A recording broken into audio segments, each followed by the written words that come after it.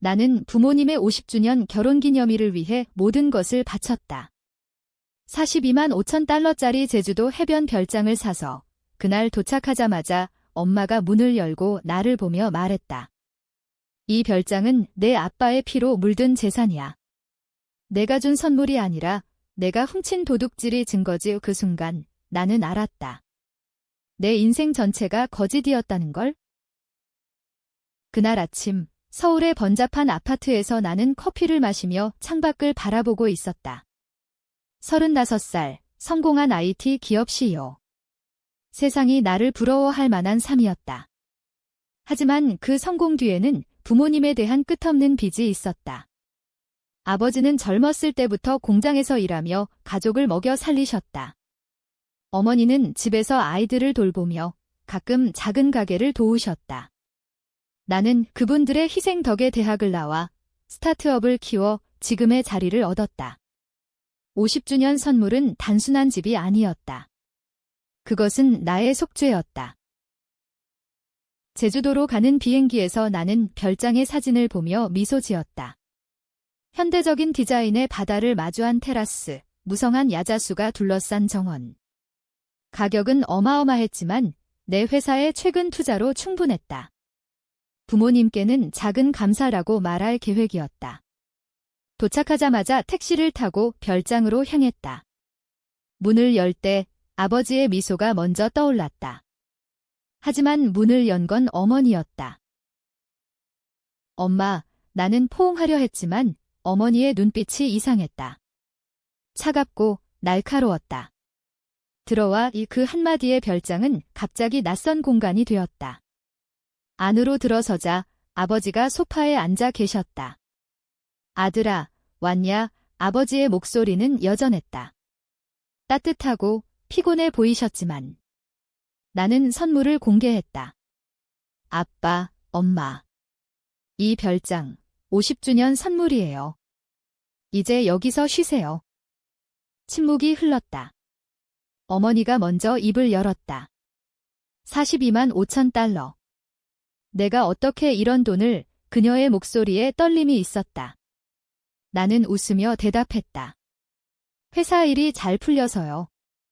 걱정 마세요. 하지만 어머니의 표정은 변하지 않았다. 오히려 더 어두워졌다. 이 돈 어디서 났는지 알아? 내 아빠가 20년 전 공장에서 죽을 뻔한 사고로 받은 보상금이야. 그 돈으로 내 교육비를 냈고 내가 회사를 차는 데 썼지. 그런데 이제 와서 별장. 이건 선물이 아니야. 내 죄책감이야. 나는 멍해졌다. 아버지의 사고. 어렸을 때 들은 이야기였다. 공장 기계에 손이 끼어 아버지는 한 손을 잃으셨다. 보상금으로 가족이 버텼다. 하지만 그게 내 성공의 기반이었다는 건 엄마, 그게 무슨. 어머니가 끊었다. 그 사고 우연이 아니었어. 내 아빠가 일부러 그랬어. 왜? 나 때문에. 내가 바람을 피웠으니까. 그 말은 번개처럼 나를 때렸다. 바람. 어머니가? 불가능했다. 어머니는 항상 완벽한 주부였다. 교회에 나가시고 이웃에게 칭찬받는. 거짓말이야. 나는 소리쳤다. 아버지가 고개를 저었다. 아니야, 아들아. 내 엄마 말이 맞아. 아버지의 목소리가 떨렸다. 그 순간 별장의 공기가 무거워졌다. 바다 소리가 멀리서 울려 퍼지며 내 세계가 무너지기 시작했다. 그날 밤 나는 별장의 침실에서 잠을 이루지 못했다. 머릿속에 스치던 기억들이 되살아났다. 어렸을 때 아버지가 병원에서 깨어나실 때 어머니가 울며 사과하던 장면. 미안해, 오빠. 그건 단순한 동정심이 아니었다. 나는 일어나 거실로 나갔다. 어머니가 창가에 서 계셨다. 엄마, 진짜야? 왜 이제야 말해? 어머니가 돌아보았다. 눈에 눈물이 고여 있었다. 내가 성공했으니까. 더 이상 숨길 수 없었어. 그 사고 후 내 아빠는 나를 용서했지만 보상금으로 가족을 지켰어. 너는 그 돈으로 공부하고 회사 만들었지? 하지만 그 빚은 갚을 수 없어. 나는 주먹을 쥐었다. 빚. 내가 왜? 나는 아무것도 몰랐어. 어머니가 속삭였다. 모르는 게 죄야? 내 인생은 거짓 위에 세워졌어. 다음 날, 나는 서울로 돌아와야 했다. 하지만 그 전에 아버지와 단둘이 이야기를 나눴다. 아빠, 왜 용서하셨어요? 아버지가 한숨을 쉬었다. 사랑했으니까. 그리고 내가 태어났으니까. 내가 우리 희망이었어. 나는 충격에 빠졌다. 우리.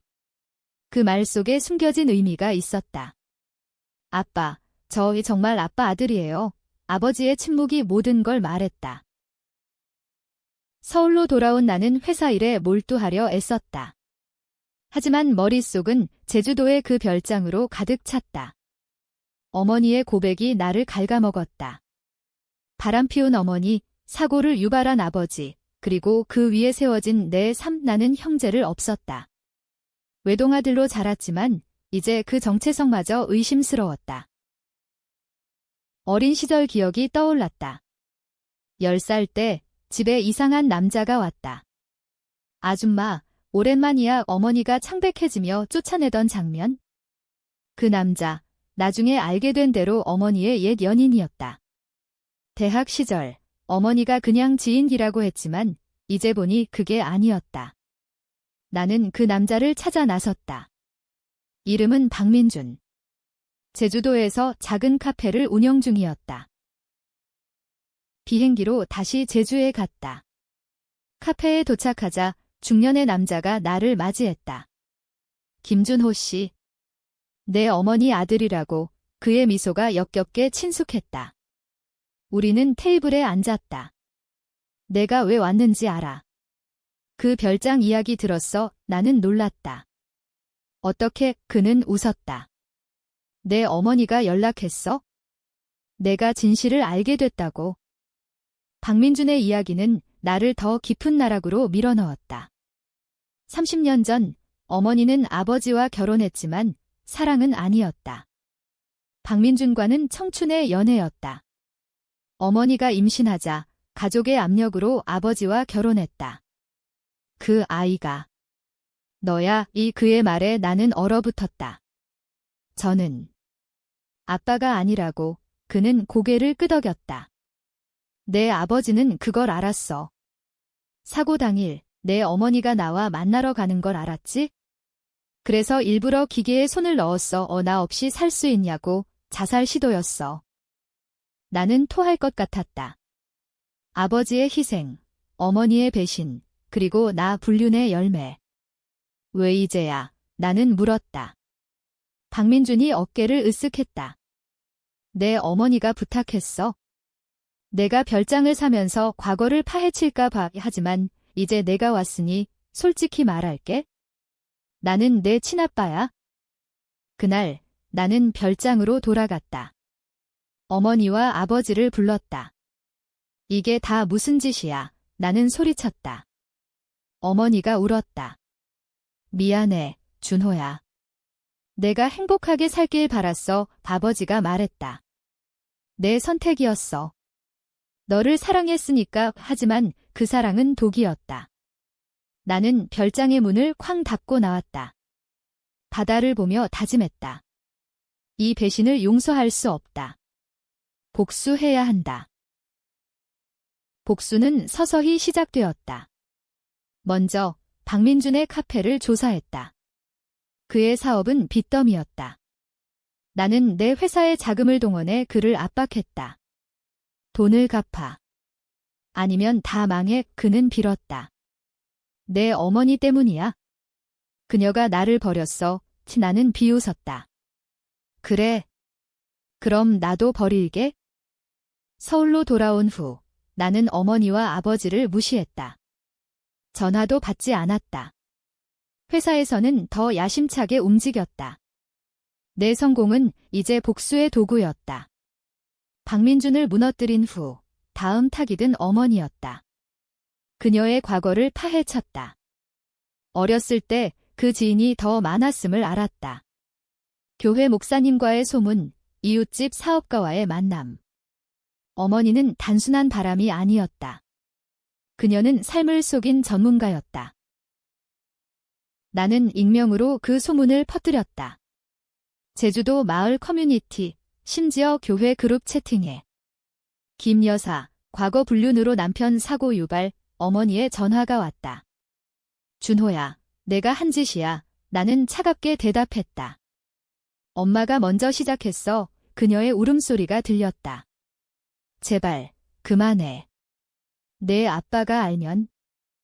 아버지는 이미 알았다. 나는 아버지에게 편지를 썼다. 아빠, 모든 걸 알았어요. 왜 저를 속였어요? 그 사고, 엄마 때문에 일부러 한 거 맞죠? 답장은 없었다. 대신 별장에서의 사진이 도착했다. 아버지가 홀로 바다를 보며 서 있는 모습. 그 눈빛에 후회가 스며 있었다.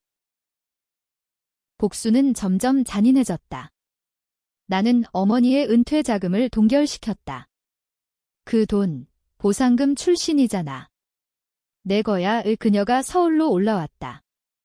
준호야, 제발. 우리는 가족이야. 나는 웃었다. 가족. 나는 불륜의 산물이야. 아빠는 희생양, 엄마는 범죄자. 그 말에 어머니가 무너졌다. 내가 그렇게 생각할 줄 몰랐어. 하지만 내 안에는 갈등이 싹텄다. 정말 이게 옳은가? 아버지의 사랑, 어머니의 눈물. 밤마다 악몽이 왔다. 어린 내가 아버지의 무릎에 앉아 아빠 사랑해 하던 장면? 그 사랑이 거짓이었다면? 나는 더 깊이 파고들었다. DNA 검사를 했다. 결과는 명확했다. 박민준이 친아버지. 박민준을 다시 만났다. 이번엔 총을 들고. 장난감이었지만 그의 얼굴이 창백해졌다. 죽일 거야. 그는 물었다. 나는 말했다. 아니, 살려둘게. 하지만 내 삶을 망칠게. 나는 그의 카페를 사들여 철거했다. 그 자리에 내 회사의 지점을 세웠다. 여기, 내 과거가 묻혔어. 어머니는 병이 들었다. 스트레스 때문이었다. 아버지가 전화했다. 준호야, 그만해. 내 엄마가 죽을 것 같아. 나는 망설였다. 하지만 이미 늦었다. 복수의 불길이 나를 삼켰다. 제주 별장은 이제 지옥이었다. 나는 주말마다 내려가 그곳을 지켰다. 부모님은 별장에 갇힌 듯 살았다. 아버지는 말없이 바다를 보았고 어머니는 방에 틀어박혔다. 나는 그걸 보며 쾌감을 느꼈다. 하지만 동시에 공허했다. 이 복수가 나를 자유롭게 할까? 어느 날 박민준이 나타났다. 내 어머니가 자살 시도했어. 그의 말에 나는 달려갔다. 병원에서 어머니는 창백하게 누워 있었다. 준호야, 그녀의 손이 떨렸다. 나는 울었다. 처음으로. 왜 나한테 이런 짓을? 어머니가 속삭였다. 미안해. 하지만 내 아빠를 사랑하게 됐어? 사고 후에. 너를 낳은 후에. 그 말은 트위스트였다. 어머니의 불륜은 임신 전이었다. 사고 후 그녀는 아버지를 진심으로 사랑했다. 박민주는 과거야. 너는 우리 아들이야? DNA는 거짓? 아니, 검사 결과가 틀릴 수 있었다. 나는 재검사를 했다. 이번엔 아버지가 친아버지였다. 박민준의 말은 거짓이었다. 그는 돈을 노린 사기꾼. 분노가 뒤집혔다. 박민준을 쫓았다. 그는 도망쳤지만 나는 경찰에 신고했다. 사기와 협박. 그는 잡혔다. 하지만 진짜 반전은 아버지에게서 왔다. 준호야, 사고는 우연이었어. 내 엄마의 불륜은 사실이지만 나는 용서했어. 왜? 그녀가 나를 바꿔줬으니까. 나는 무너졌다. 내 복수는 잘못된 기반 위에 있었다. 어머니를 용서해야 할까? 아니면 계속 독자들이 나누리라. 나는 별장 테라스에 서서 바다를 보았다. 이 별장, 돌려줄게요. 하지만 이미 늦었다. 어머니는 회복됐지만 가족은 산산조각 났다. 최종 대면은 별장의 저녁 식사에서였다. 3명이 테이블에 앉았다. 나는 말했다. 모든 게 엉망이 됐어요. 하지만 사랑했어요. 어머니가 눈물을 흘렸다. 우리도. 내가 우리 빛이었어. 아버지가 고개를 끄덕였다. 용서해, 아들아. 삶은 복잡해. 하지만 나는 용서할 수 없었다. 완전히. 나는 별장을 팔아치웠다. 돈은 기부했다. 희생자들을 위해 박민주는 감옥에 갔다. 어머니와 아버지는 서울로 돌아갔다. 나는 홀로 남았다. 복수는 나를 파괴했지만 동시에 해방시켰다. 끝나지 않은 이야기. 나는 여전히 물어본다. 어머니의 배신은 용서받아야 할까? 아버지의 침묵은 사랑이었을까? 독자 여러분, 당신이라면? 이 별장은 영원히 내 가슴에 남았다. 50주년 선물, 영원한 상처.